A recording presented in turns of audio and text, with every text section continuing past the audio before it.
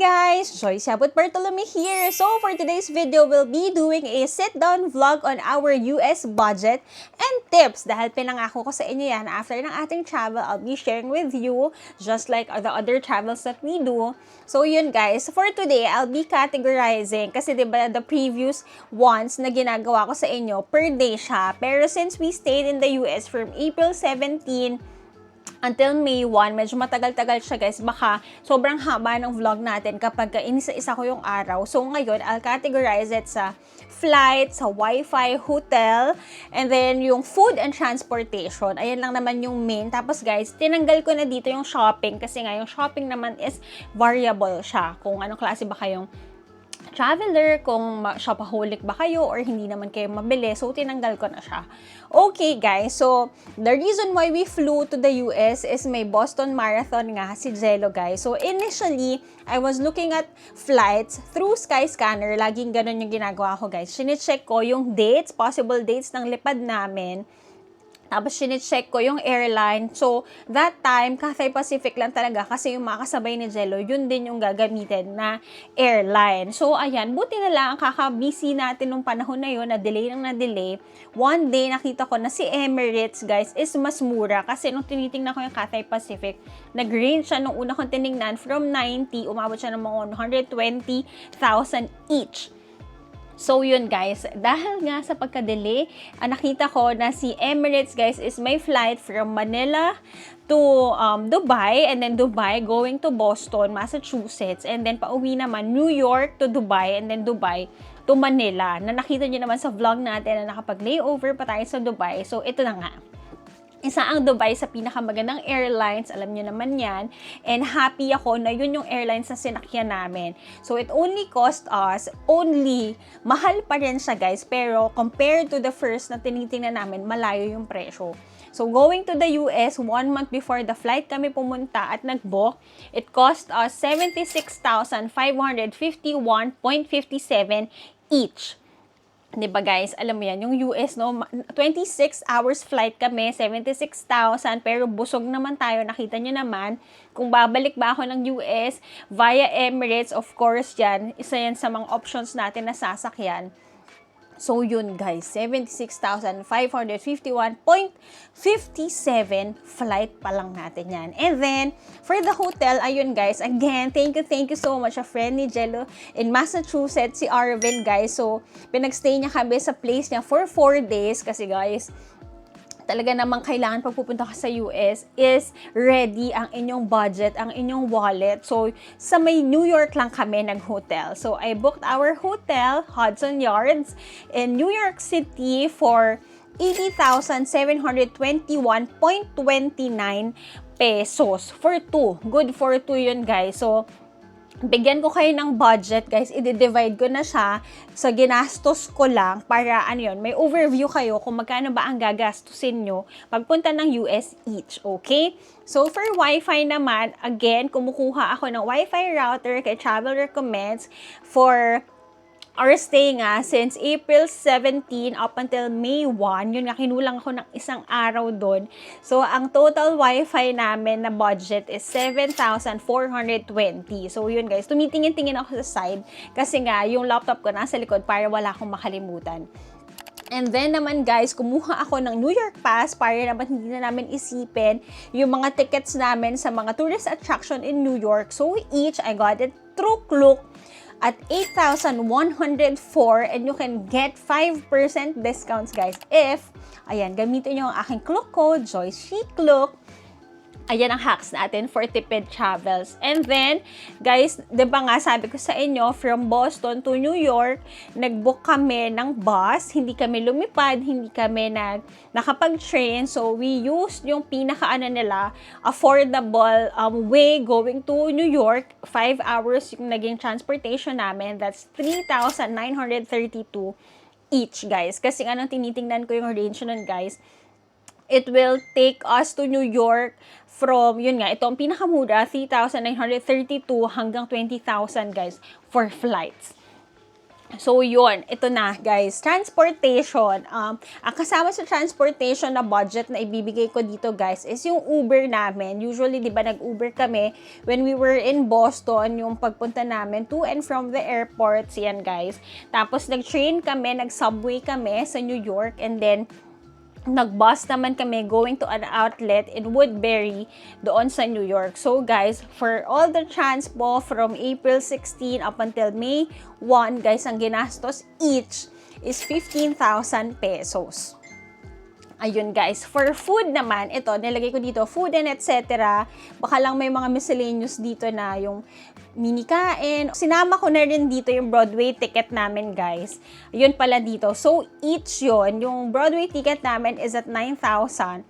So yun, minus nyo yun, 23,405.05 ang ginastos namin sa pagkain. So, if you're gonna watch or kung panood nyo na ating vlog, please do so. Ayun guys, yung food natin doon, hindi naman tayo super duper tipid. There are days talaga na kakain tayo ng dollar pizza, okay? Guys, $1.50. Ayan, may mga nakita ko nagko-comment and I appreciate yun, yung mga constructive criticisms natin sa vlog para matututo tayo the next time. So, yun, kapag bibili tayo ng dollar pizza, $1.50 pizza, ayan, pero there are days naman na kumakain talaga tayo, nagsisplurge talaga tayo. So, yun, for 2 weeks in the US, 23,405 each ang nagastos natin sa pagkain. Yun nga, guys. So, kung i-run through natin, ilagay natin dito, guys, unahin na natin ng budget, later ang tips. So, for flight, it's 76,551.57. Hotel, each is at 40,360.45. Wi-Fi is 3,710. New York Pass is 8,104. Flixbus is 3,932. For all the transportation is at 15,000. And food and miscellaneous ang nagastos ko is 23,405.5 cents. So, yan. In peso ko na shinare yan, guys. And budget yan for one. So, ito yung budget natin, guys, na nag-book tayo 1 month before the flight. Yung hotel natin is at peak days din. Pero, guys, yung hotel natin dyan, isa na yan sa mga pinakamurang nakita ko na malapit sa subway. At sa pagkain naman is hindi tayo tipid na tipid. So, yan. In total, ang budget each guys, minus the shopping, for me is at 171,063.2 pesos. Yan, 171.63. Ang ginastos po natin sa US. So, ito na. I'll be sharing with you my US tips. Bigay ko sa inyo dito. Bigay din tayo ng category. Ayan, i-chika ko na sa inyo para ready kayo kapag nagplana kayo going to the US. So, suntok sa buwan talaga guys yung pagpunta namin sa US kasi nga hindi ko akalain na makakapunta kami this year, the soonest, no? Parang sabi ko nga sa inyo, kung hindi pa kayo nakakapanood how we got our US visa, lagay natin dito. Panoorin nyo siya guys. Sabi ko nga sa inyo, once na ako na-reject for US visa in 2018 and sabi ko parang ayoko na kumuha ng visa kasi tedious talaga yung process and meron talaga siya na face-to-face na interview with the consul. Pero yun nga, luckily, sabi ko naman sa inyo, maging truthful lang kayo sa inyong interview and you'll get one. Ayun talaga. You, lang talaga, explain na babalik kayo dito sa Pilipinas. So, ayan. And ang purpose nyo lang talaga is to travel and see the US. Okay. So, ang tip ko sa inyo when getting a flight is to book early, especially for those na alam nyo na naman kung kailan yung leaves nyo. So, book nyo na yan as early as you can kasi guys, ang napapansin ko, minsan kasi ako, ay iniisip ko, baka bumaba pa, pero no. Mas tumataas ang flight pag lumalapit siya, guys. Ayun, based on my experience. So, the things and tips that I'll be sharing with you guys will be based on my experience, our experience during this travel time. Okay, and then for airline tickets, guys, I highly suggest that you check on yung mga airline and credit card sale. Like, for example, sila PAL, sila Emirates, sila Qatar, may mga ganyan kapag ka merong bazaar, mga travel fair, mga ganyan, mga credit card sale, I highly suggest, like si BDO, may paganyan siya, Grand BDO Travel Sale. If you have those credit cards, go for it. I-check nyo siya guys kasi yon for sure, meron talaga kayong makukuhang discounts unlike sa ginawa namin na talagang direct from the airline itself. So yon, so, since kami, this time na book namin, lagi naman, is economy flight, I highly suggest that you bring your own toiletries guys kasi nga lalo na to, mga long haul flight. In the middle, baka gusto nyo maghilamos. In the middle, gusto nyo mag-toothbrush kasi nga, ilang pagkain din ang isuserve sa inyo sa may airplane. And then you bring neck pillow kasi hindi naman kayo makaka-recline ng todo. You'd bring neck pillow kung tulad ko kayo. Ako, naglalagay neck pillow or naglalagay ako since ako kasya naman ako sa table ng airplane. So, yun ang ginagawa ko guys. So, sa immigration naman, kasi nga, when you arrive sa US, parang may mini interview rin kayo, diba? Na-chika ko naman sa inyo during our arrival in the US sa Boston. Tama, sa Boston Airport yun, guys. Parang tinatanong kayo doon, anong purpose nyo here, until when kayo magsistay.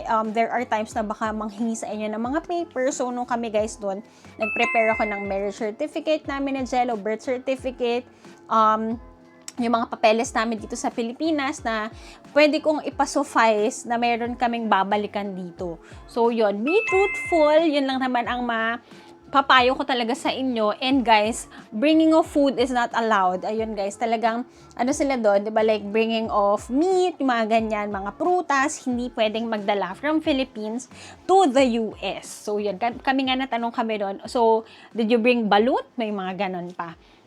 So yan, just to be sure na hindi kayo ma-hold sa immigration, be truthful and wag na kayong magdala ng mga bagay na hindi pwedeng dalhin. Okay, so when you arrive in the US, ang mapapayo ko naman sa inyo is to buy the essentials like water, your drinks, your snacks, at the nearest groceries guys. Mas mura talaga ang pagkain, ang tubig sa grocery, unlike kapag bumili kayo sa restaurants talaga, especially sa mga tourist attractions. So, make sure kung magdadala kayo ng tubig, kung may free sa hotel, perfect yon. Kung may mabibilan kayo na groceries like us, bumili kaming bottles of 24, mas mura yon. So, in the US, guys, make sure na do not convert. Tayo, guys, nagbigay ako sa inyo ng budget. Sinisika ko sa inyo kung magkano na ba yung mga ginagastos para lang, you get to you get to see or you get to imagine kung magkano ba yung kailangan yung daling pera when you go sa US. Pero guys, do not convert kasi nga ang conversion is 57 pesos ang isang dolyar nung time din namin. Hindi ko lang sure ngayon Huwag na kayong magbilang dahil masasaktan lang kayo. In the end, i-enjoy nyo na lang ang journey. Bring ample money and I highly suggest na kunyari 100,000 yung dadalhin nyo. Dala siguro kayo ng plus 20,000, mga ganyan, pang emergency travel fund. Kasi you'll never know. Minsan, may mga emergency na, kunyari, may bagyo, mag-extend kayo, makancel ang flight. And guys, get your insurance when you can as well. Yun pala yung hindi ko nadala or nakuha the last time na nag-travel kami. Pero I think may kasama naman yung mga credit card insurance namin. So, ayan, speaking of money, do not convert, bring ample money, and cash also, guys, is highly recommended na dalhin nyo. Kasi nga, guys, tips are expected in the US. Iba ang tip kapag cash, iba ang tip kapag credit card, and then tax is not included dun sa mga prices ng mga bibili nyo. So, bibili ka ng item, SRP, plus tax, plus tip. Yun, kasi it's a culture in the US. So, ito pa guys, ang tip ko sa inyo is to plan your itinerary. Bakit? Guys, the country pala, the US is super sized. Ang laki niya, parang, di ba dati parang sabi ko, paano ba US? Pagtingin ko ng mapa guys, ito siya, lagyan natin yung map dito. Ang laki pala. Kasi, intention ko talaga is to go from Boston to New York to go to LA. Ang layo pala nun. Parang nandito ang New York, andito ang Boston, then dyan silang part na yun, andito pa ang LA. So yan, plan your itinerary dahil nga guys, mas sulit kung isang buwan kayong magsistay, go for it kasi nga medyo may kamahalan nga ang flight para sulit na yung pagbili nyo ng flight sa US.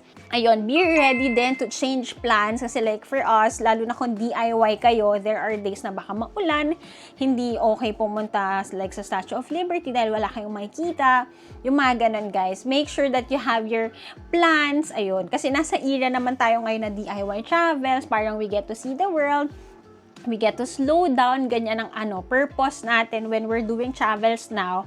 Ayun, and I highly suggest, especially, 'di ba? Kunyari 2 weeks, 3 weeks ang inyong travel, have a day to relax. Like kunyari, first 3 days talagang jam pack, punta kayo sa mga touristy locations, kain kayo ng ganito, ganito, ganyan. Guys, have a day to relax kasi baka hindi nyo napapansin, no? Pagod na ang katawan. Don't forget to drink your water, hydrate all that time, and bring medicines, guys, and your vitamins para para okay ang inyong travel. Ayan, thankfully for this travel, wala tayong aberyang naranasan, hindi nasira ang tiyan natin, hindi tayo sinipon, walang ganon, thank you Lord. Ayan, so happy ang ating US trip talaga. Kasi nung nakita niyo naman, like sa Vietnam last time, nasira ang tiyan, nagpunta tayo ng Europe dahil malamig ang panahon, may sipon. So always bring your medicine kit. Ayan guys, magdala kayong paracetamol, magdala kayo ng pang-tiyan, you bring your lozenges, mga ganyan, para ready lagi. And ayun, wala kayong iisipan kasi nga para hindi na kayo pumunta sa pharmacy and all. So yun, next naman, the tip that I'll be sharing with you is to bring comfortable shoes. Bakit? The city is walkable. Yun nga guys, sa New York, masayang maglakad doon, and traffic din kasi siya. You know, it's a busy city, so we encourage you, us, the tourists, maglakad kayo para makita nyo yung scenery. Ayun guys. Tapos guys, ito na. Medyo dito tayo na naka-accumulate na mga comments during our trip in the US when taking the subway. Yun guys, ang tip muna, when taking the subway, you can buy your tickets dun sa mga booth nila. You can also tap your GCash card or your credit cards, pwede rin yun. So sabi ko nga, the city is walkable, but an affordable transportation for you guys is to take the subway. So, ito, sa mga, na-appreciate ko kayo, guys. Diba, parang, Joyce, ano ka ba? Normal lang yun. Again, ayun nga, ang natutunan natin towards the whole travel na, guys, huwag kayong masyadong maniwala sa mga mababasa nyo sa TikTok, mababasa nyo sa social media, mapapanood nyo na chaos. Guys, if you focus on sa mga negativity nga naman, kakainin ka ng sistema mo at magpapanik-panik ka during your travel. So, I highly appreciate people who sent their comments during our US travel, the constructive criticism, guys. And yun, natutunan ko naman na dapat i-enjoy mo lang ang journey mo kasi minsan ka lang nandun. So, super gets ko kayo dun, guys. So yan, when taking the subway, be vigilant, be alert. Pero yun guys, huwag kayong mapanic. Kasi normal yun guys, and wala namang nag-harm. So yun. Next naman guys, I highly suggest when you are in New York is to watch at least one Broadway show. Nanood kami ng Aladdin, and it's the best decision na ginawa namin. Sobrang na-enjoy namin to. And in buying tickets, I highly suggest that you check on tickets early. You buy tickets ahead of time sa schedule nyo. Kasi nga, yun guys, tumataas din siya. So, if you want na convenient ang inyong travel, ang inyong Broadway show tickets and activities, you can book on Klook, and you know, na the drill. Use my code JoyceChiClook to get discounts. So, yun guys. NYC culture also, very fast-paced sila guys. Nung pagdating namin, napansin namin, lalo na peak hours, papasok ang tao or pauwi galing trabaho, is to walk fast. Ayun guys, especially on peak hours, medyo mabilis ang pacing nila dun guys, pero you can go to the parks, parang gano'n, nood-nood ka, people watching. Ayun guys, isa sa mga na-appreciate ko sa New York is yung mga parks talaga nila na wala tayo dito, like yung malalaking parks na pwede kang mag-jog around, pwede kang kumain, pwede kang doon ka lang, mag-chill ka lang. So yan ang pinaka-love ko about New York. So again, ang pinaka natutunan ko when we went to the US is to just enjoy. Again, thank you so much sa lahat na nag-comment kasi nga kung hindi naman kayo magko-comment, hindi tayo matututo sa mga travel natin. So, yan, sobrang na-appreciate natin yan, guys, di ba? Nung medyo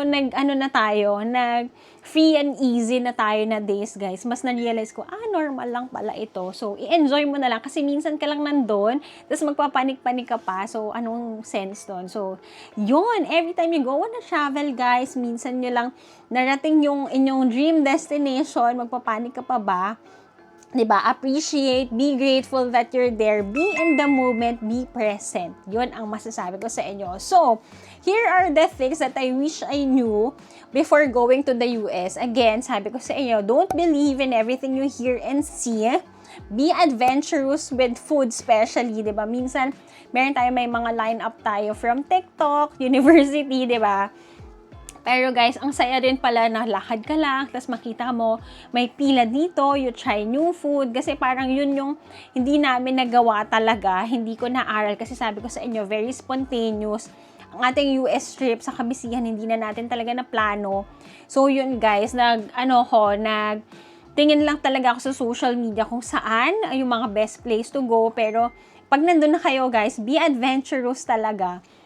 Diba, hindi ko alam na may mga fruit stands, hindi ko alam na may mga food carts, na marami pa kayong pwedeng i-try. So, next naman, the thing I wish I learned before going to the US is to plan the itinerary, stay longer when you can, sabi ko nga, and visit nearby states. Yun, kasi patapos na yung travel namin, di ba? We were in New York for 10 days, guys. Tapos, ang lapit lang pala ng New Jersey, sabi nyo sa comment. Thank you po sa mga nag-comment. And yes, a reason for us to go back. Especially, meron po si Jello na New York Marathon. Yun, makapunta tayo ng New Jersey. We can also go to Washington, D.C., yan ang mga places na I'm looking forward to visit in the future. Ayan guys, mag-ipon muna tayo ulit. Ayan, para makabalik tayo sa US and know the timing for tourist attractions. Like for example, yung pagpunta natin sa Statue of Liberty, there are times pala na ang haba ng pila ng ganitong oras. So, ayun, i-plan nyo ahead, especially yung mga touristy destination guys, para marami pa kayong mapuntahan towards yung mga days of travel nyo. Like kami, diba, hindi na namin napuntahan ang Chinatown, yung mga ganyan nila. So, ayan, mga babalikan natin sa US. So, yun, all in all, we did enjoy ang aming trip. Ayun na nga, buti na lang marami tayong videos na na-capture, marami tayong photos na na-capture na hindi ko alam hanggang kailan ko ba ipopost ito.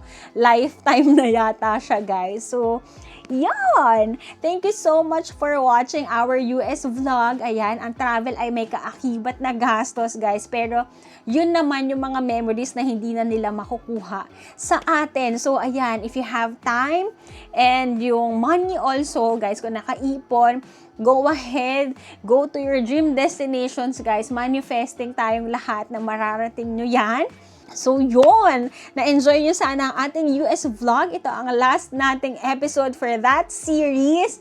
And, ayan, mag-pray and work hard tayo ulit para makabalik tayo sa US. Marami pa tayong pwedeng puntahan sa mga dadating na vlogs. Mag-vlog muna tayo ng mga day in the life, ano bang mga ganap natin sa Pinas, and of course, syempre hindi tayo pwedeng mawala ng travel. We have our scheduled travel. Asia tayo ulit, guys, pero first time namin pupunta dito ni Jello. So, abangan nyo yan! Thank you so much for watching. I super appreciate you all. Thank you for growing our YouTube channel. Kung hindi pa kayo nakasubscribe, mag-subscribe na po kayo. And please comment your favorite part of our US series. Ayan, maraming salamat sa mga nagko-comment. Na-appreciate po natin yan. Nababasa po natin yan. Hindi ko lang talaga siya ma-replyan isa-isa and real time, pero nababasa ko po yan. Thank you so much for watching. Don't forget to like, share, and subscribe to my channel and follow all my social media accounts at Yawat Joysan on Instagram and JY on TikTok. So, yun lang. See you on the next one. Bye!